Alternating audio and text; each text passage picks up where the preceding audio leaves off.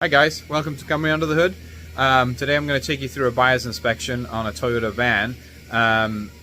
This is something you can do by yourself. There's one point in this video where I'll take the car up in the air on a lift. If you don't have that capability, sometimes, you know, just laying underneath and having a quick look if you can, depending on vehicles. Or if you can't do it yourself, always take it to a mechanic if you're unsure. If not, just go through the general checks as in this video, and hope you guys enjoy. Thanks.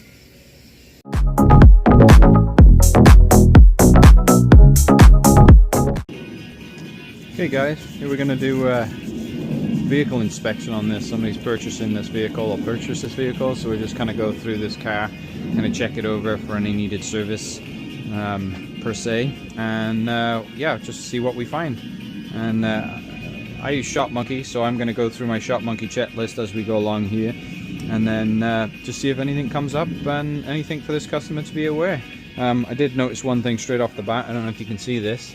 This battery bracket here is not right, so either this has got bent or they put the small, well, it looks like maybe the wrong battery in here, so we'll have to note that obviously, because the positive's right here and we can catch a fire if this thing pops off. So yeah, let's go through this, walk through. Well, right here we've got the hood open. I've got it on the lift already.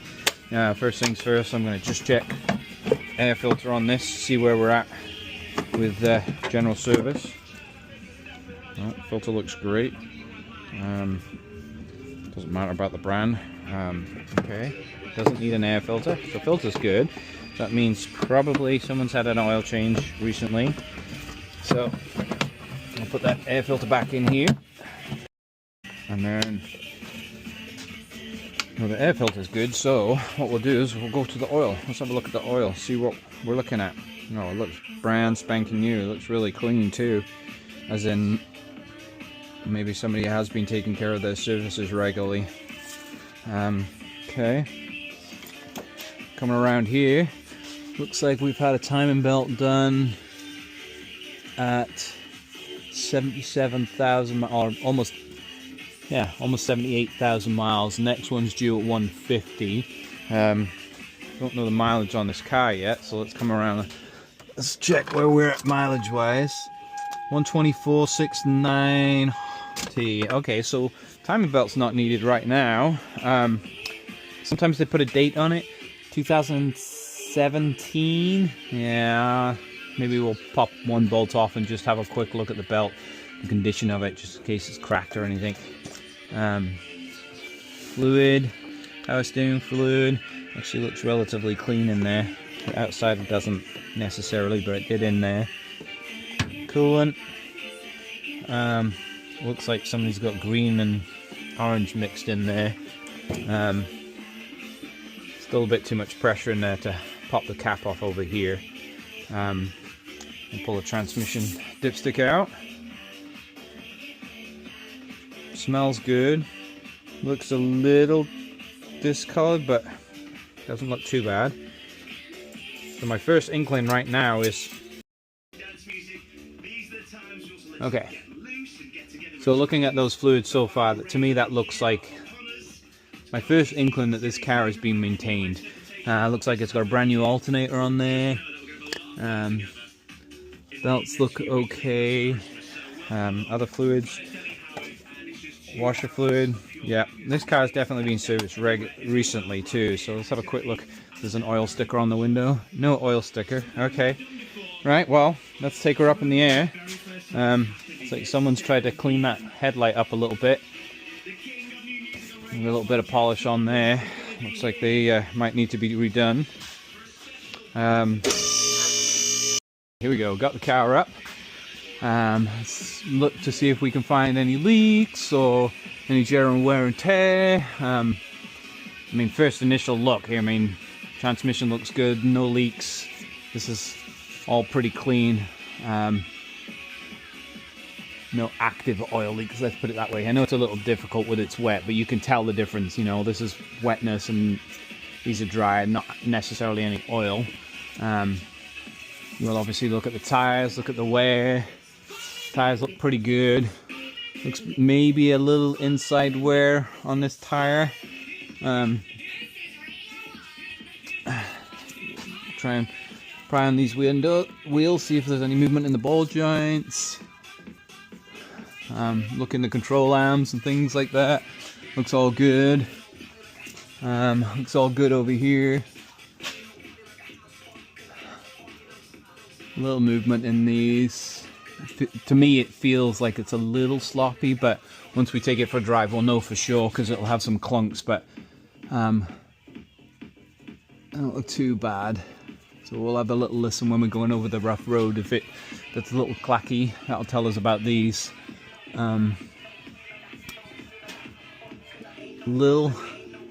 It's like maybe a little moisture here from the pan, but generally speaking, it looks pretty dry. Drive belts look not that old. Alright, let's see if we see the brakes. Okay, we might have to look through the wheel. We might even have to take a wheel off. Sometimes it's good to do that.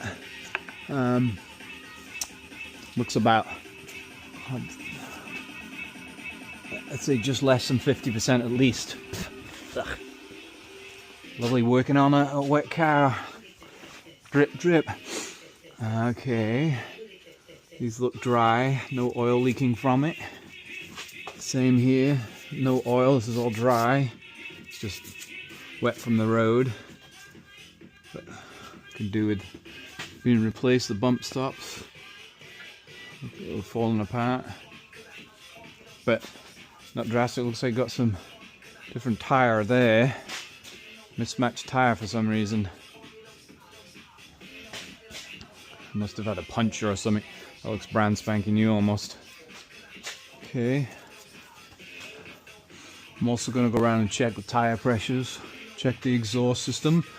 All looks pretty good. Not much rust under here too. That's a good sign. We always like to see that. Especially in the northwest. We don't suffer with that too much. But I'd say this car is definitely a... Now I'm going to go through and check the headlights. All the lights. You can see these lights are starting to crack on the inside. Yeah, might recommend to replace those because it'll just make it harder at night time. Bit of moisture in this one. Bulbs are all good. And then let's go around to the back here. Check the back ones. Back looks good. Okay, got one license plate light out.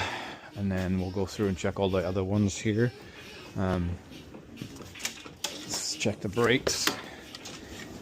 Use this little device.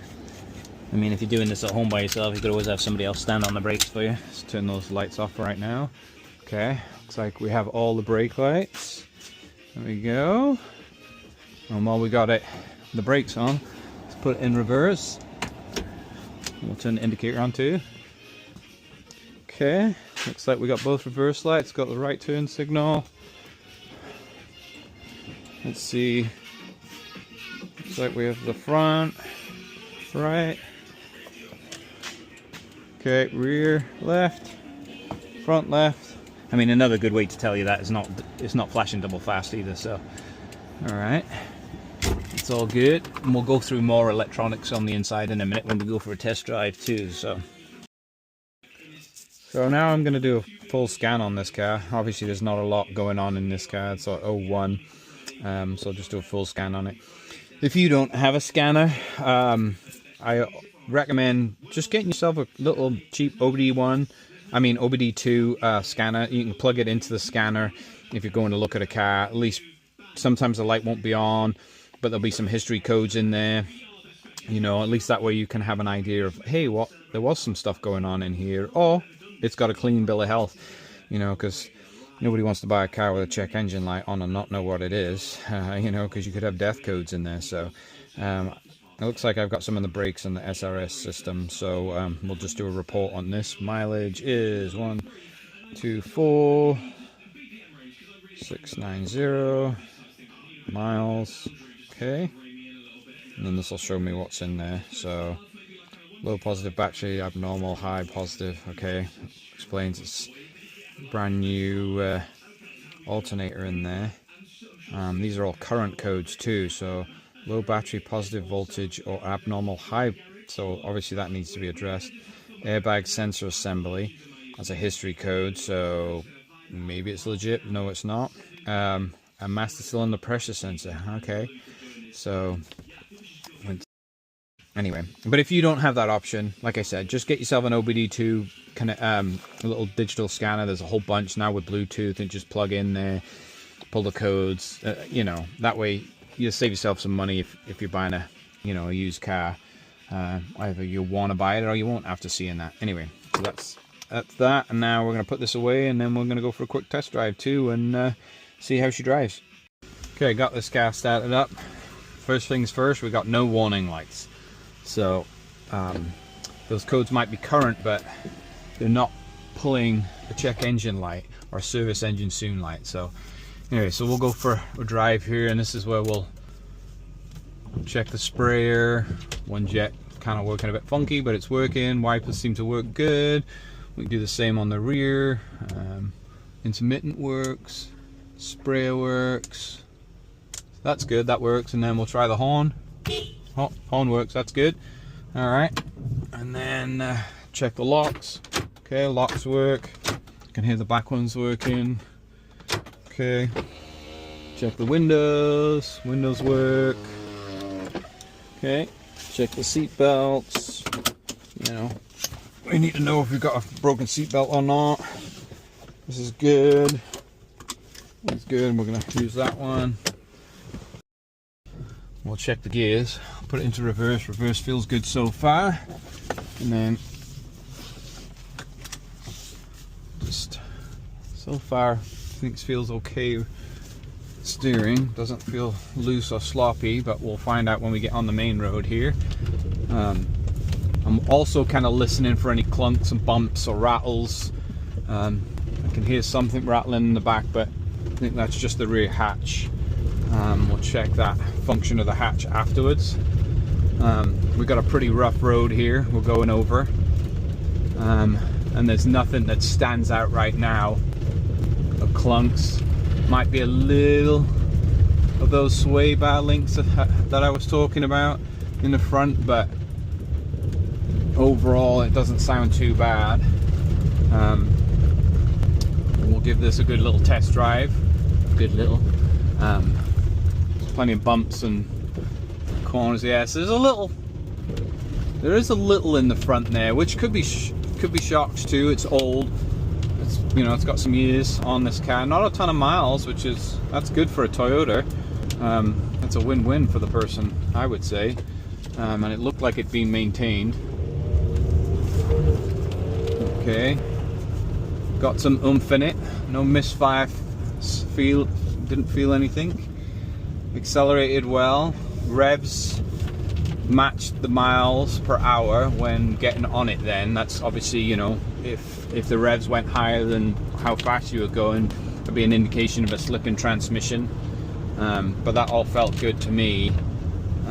So we're going to give this about a 6-mile test drive. That's roughly what I like to do. Gives a bunch of different stops, starts, hills, inclines, declines, the whole works. If you've seen some of my other videos, you might recognize the route. It's kind of a pretty common route I like to do for the way that it drives, the way that it bumps, the speeds. I can get some good speed going safely right here without any houses, junctions and stuff like that. That all feels good. Nice, pretty emergency stop there. It seemed to be good. And do it even faster than that. See if we can get the ABS to go. Okay. I felt it all. I could feel the ABS kicking in then, so I know the ABS is working good. Perfect day for it today too, with the rain. It's also a good time to check the heater function, check all the different settings, all the different modes. All the modes work. I've got heat cranking, temperature gauge on the cars at halfway, and I feel like I'm getting plenty of heat out of here. Not exactly a day I want to put the AC on, but that's also another thing to check too, is your AC, see if the AC is working. Put that on, and I think you'd rather look out the window right now than look at my, but that's my view. It's not a bad view for a test drive, you know. Anyway, AC seems to be getting cold. I wouldn't say it's really cold, but it's hard to say if it actually functions. A good way to do it is have a little temperature gauge that you can put in here, and then see how cold she's getting. Feels like it's getting there. I would say that AC's working okay. Any excuse to get the AC, get back to the warm weather right now. It's kind of so, and all my functions seem to work, and I definitely feel the difference on the functions too. So overall, this test drive seems to be good. Everything seems to be working. I've gone through all the different functions, all the power door locks, all the power doors work. Heated seat, I can just about feel some heat maybe. I'm gonna put it on high and see if I can get some extra heat there. Yeah, so you know, if you're driving somebody's car, whether they're in the car or not, you just go through all the functions, check everything out, make sure everything works, check your cruise control, your modes, you know, just try to find anything that's wrong or not wrong, you know, because at the end of the day, that's what's going to give you bargaining power when it comes to the final point, right? So you want to check everything and make sure everything's working okay, pretty much. So I think that's going to conclude our test drive on the video here. My rating on this car, what I found, I would say for the right price, this is a great car. Low miles, great engine in this older Toyota. Timing belt's been done. Maybe pull a spark plug out. That might be a good idea if you can. So I like to try and check as much as I possibly can to give the customer as much information as possible when it comes to buying it. This customer actually already owned this car, but you know, this basically goes for the same. Even if you don't own it and you go on a view a car, just go through all those steps like I said before on one of my other videos.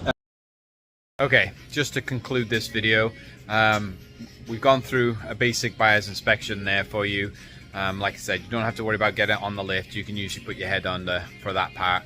And then I'll leave some resources down below if you're thinking about buying a car. And then, yeah, just do your due diligence when looking at a car to buy. Look at the prices, you know, look at what might be wrong, what you might be looking for to end up having to spend. But ultimately, hope you guys like this video.